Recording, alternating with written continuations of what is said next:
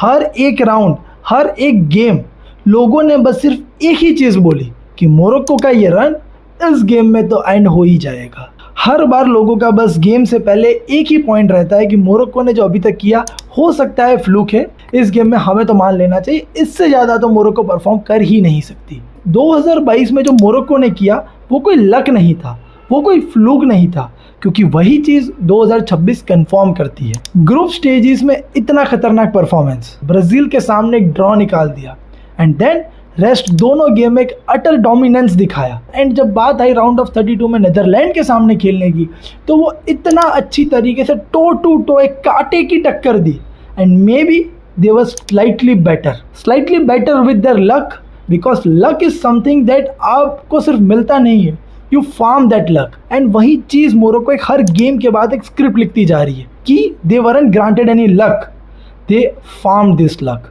They wrote their luck by their own hand. And इसका सबसे बड़ा कंट्रीब्यूटिंग फैक्टर वो है उनकी डिसिप्लिन मेंटालिटी। हर एक गेम में जिस हिसाब से ये टीम डिसिप्लिन तरीके से खेलती है, हर बार ये टीम कितनी भी डाउन हो जाए, कितना भी अपोजिशन डोमिनेट कर ले गेम में, this team knows how to stay discipline. And जिस हिसाब से ये टीम डिफेंसिवली ग्रेट है, इतना तो कोई भी टीम इस वर्ल्ड कप में इतना कंसिस्टेंटली डिफेंसिवली डिसिप्लिन रही है। हर गेम में कहीं ना कहीं कभी ना कभी छोटी गलतियां तो होती रहती है, डिफेंस कभी ओपन हो जाता है एंड आउट ऑफ नोवेयर एक गोल कंसीड कर लेते हैं, but then coming back from that, gathering all their mistakes, ये टीम फिर से डिसिप्लिन होती है, फिर से एक सॉलिड डिफेंस प्रेजेंट करती है। हर गेम में आपने देखा होगा कि ये टीम हमने इसीलिए जानी जाती है, ये टीम थोड़ा काइंड ऑफ आराम बॉल खेलती है, थोड़ा काइंड ऑफ डिफेंसिवली ज़्यादा रहती है, but that's what the script is. हमने पिछले साल भी देखा कैसे उन्होंने स्पेन को बीट किया, कैसे उन्होंने पोर्चुगल को बीट किया, इस बार कैसे उन्होंने नेदरलैंड को डोमिनेट करके हरा दिया।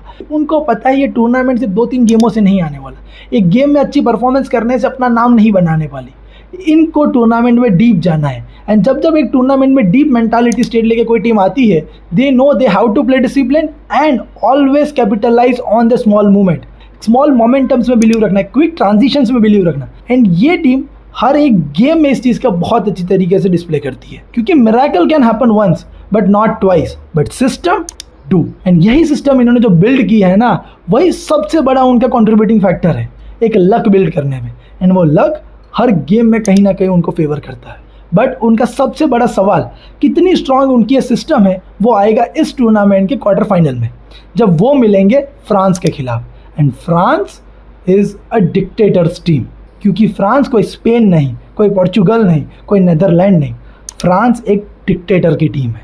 एंड यहाँ पे खेलते हैं दुनिया भर के सारे Pokemon, under dictator plays a perfect game of football. And इस गेम का पूरा डिस्प्ले उन्होंने इस पूरे वर्ल्ड कप टूर्नामेंट में किया है। बट जिस हिसाब से फ्रांस ने राउंड ऑफ 32 तक डोमिनेंस किया, तो मेरी ये वीडियो बनाने का कोई सेंस ही नहीं बनता। बट पैराग्वे ने जिस हिसाब से राउंड ऑफ 16 में जो डिस्प्ले किया गेम का, they gave a hope कि any team if they follow what Paraguay did that day have a bit of chance, because European giant like France under dictator भी क्रम्बल कर सकती है, उनके खिलाफ भी टफनेस बिल्ड हो सकती है, उनको भी रुलाया जा सकता है एक एक शॉट लेने के लिए। एंड वही चीज़ पैराग्वे ने डिस्प्ले की थी। राउंड ऑफ 16 का फ्रांस का फिक्चर ऑन पेपर इतना इजी था कि सब ने एक्सपेक्ट किया था फ्रांस गंदी तरीके से डोमिनेट करेगी, माओ बापे खेलता है भाई, पछाड़ के रख लेता। मेरा तो यही प्रेडिक्शन था कि फाइनल से जीतेगी, और पैराग्वे वाले तुम शांत हो जाना, कोई भी गलती मत करना काबो वर्डे जैसी कि अर्जेंटीना के सामने डोमिनेंस लाने की, तुम्हें पछाड़ देंगे।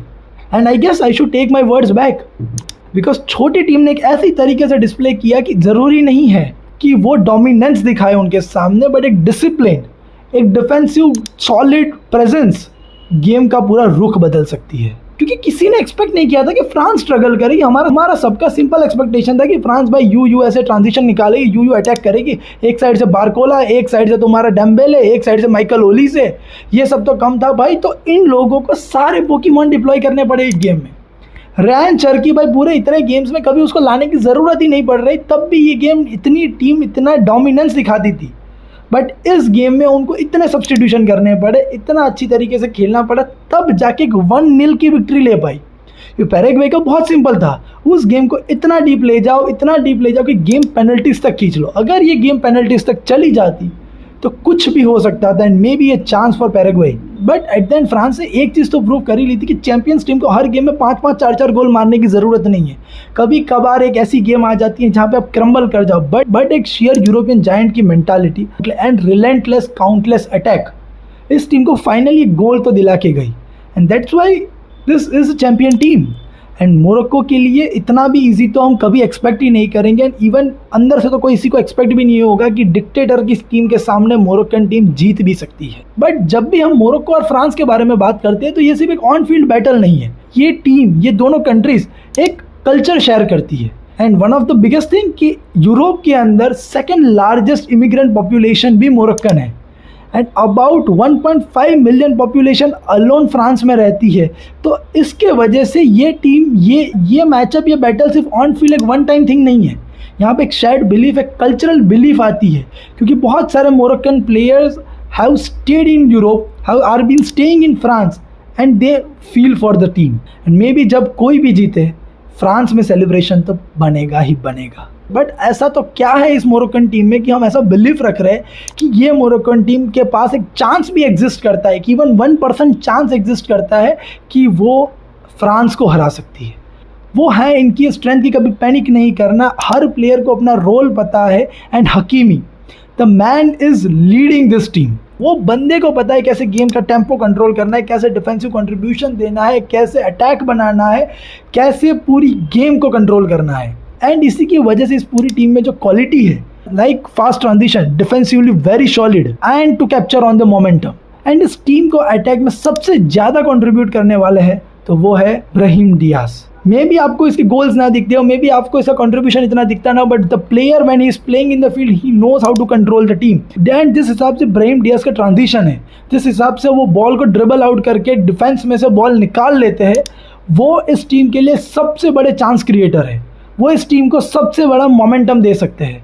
एंड वही चीज़ हमें इतने सारे गेम से देखती आ रही है। And maybe Morocco doesn't need to play beautiful football, they just need to play the prime Moroccan style of football, are defensively very strong and rely on that quick momentum, quick counter attacks। and जब भी हम France के बारे में बात करेंगे तो हमारे लिए शब्द ही कम पड़ जाते हैं क्योंकि इस टीम में एक भी प्लेयर ऐसा नहीं हो जो दुनिया में सुपरस्टार नहीं है। आप छोटे से छोटा प्लेयर भी क्यों ना ले लो, वो इस टीम में जगह बनाने के लिए इतना अच्छी तरीके से खेला है। एंड इस टूर्नामेंट में एक से एक player have proved an individual brilliance.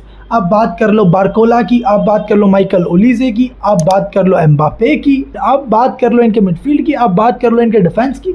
हर एक प्लेयर, हर एक department have been rock solid, that is the only one reason for it, that is माओबापे। इनकी स्क्वाड में इतनी डेप्थ है कि अगर वो प्लेइंग 11 को बिठा भी दे और सेकंड प्लेइंग 11 खिलाए तब भी ये टीम इतनी खतरनाक घातक हो सकती है जो कोई एक्सपेक्ट भी नहीं करेगा। ये 25 मैन की squad equally 2 world cup team खिला सकती है एक साथ, एंड फिर भी ये टीम दोनों अलग अलग ब्रैकेट्स में जाके भाई फाइनल तक मिल सकती है। इतना खतरनाक, इतना डोमिनेटिंग डिस्प्ले सिर्फ यही टीम के पास है एंड यही डेप्थ इस टीम की सबसे बड़ी स्ट्रेंथ है।